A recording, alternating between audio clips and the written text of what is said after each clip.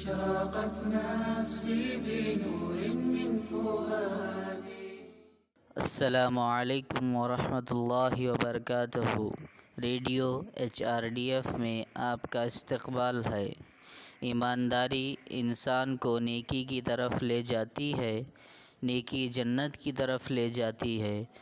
جو شخص سچ بولتا ہے وہ مکمل طور پر ایماندار ہو جاتا ہے۔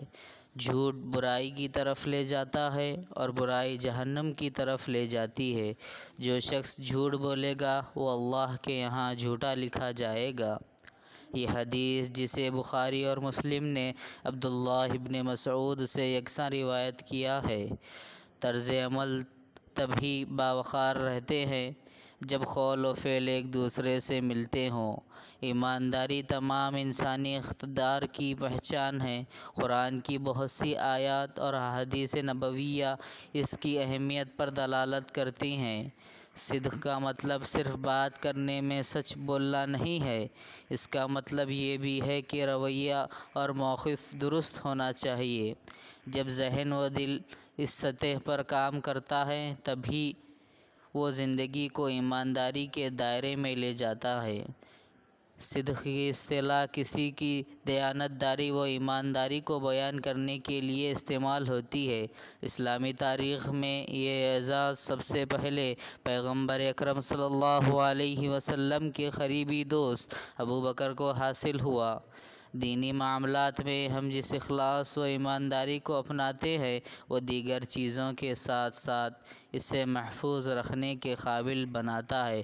دینی معاملات میں اللہ سے تعلق ضروری ہے۔ اس تعلق کی بنیاد یہ شعور اور یقین ہے کہ ہم جہاں بھی ہیں اللہ ہمارے ساتھ ہے۔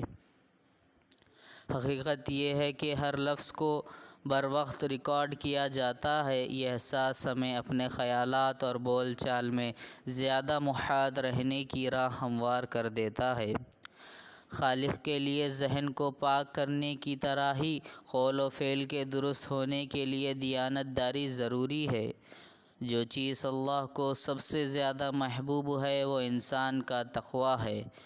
قرآن ہمیں ایمانداری کو برقرار رکھنے کے لیے ضروری سماجی ماحول پیدا کرنے کی تلقین کرتا ہے، تبھی معاشرے کو فائدہ پہنچ سکتا ہے۔